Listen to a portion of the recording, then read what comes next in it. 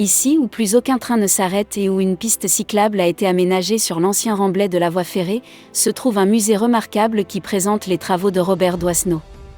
Ces photographies sont aujourd'hui en possession du Musée national d'art moderne de Paris, du Victoria and Albert Museum britannique, ainsi que du Museum of Modern Art et du Metropolitan Museum of Art de New York.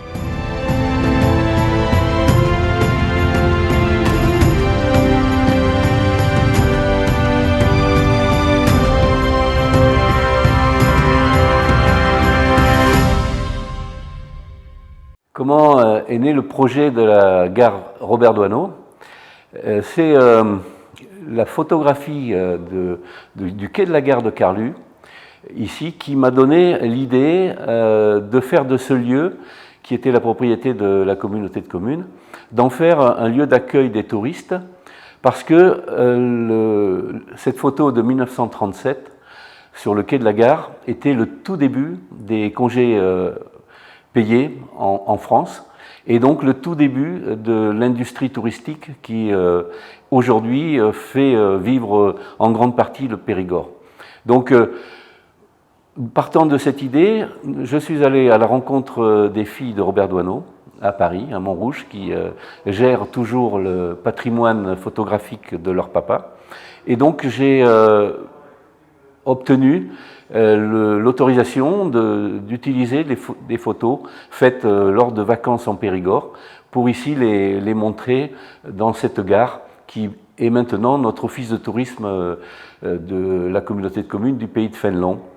Et on y a ajouté également une galerie photographique où on présente l'art photographique de jeunes artistes et on s'est aperçu qu'il y avait vraiment une richesse encore de jeunes artistes de la photographie, et que malgré la présence de la photo sur tous les téléphones portables, mais l'art photographique reste encore une valeur sûre de notre culture et du patrimoine ici que l'on met en présentation à la gare Robert Doisneau.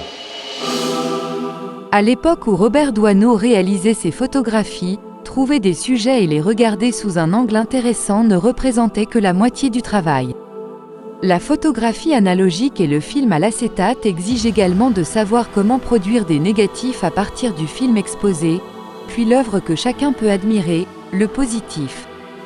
Ce n'est que le travail avec un appareil photo et l'achèvement de l'œuvre dans la chambre noire qui constituent ensemble les œuvres d'art exposées ici.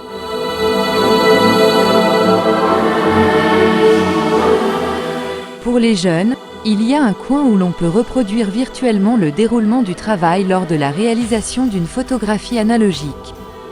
Car si l'on s'intéresse sérieusement à ce métier, il faut aussi connaître les anciennes méthodes de fabrication, même si aujourd'hui n'importe quel smartphone peut prendre des photos.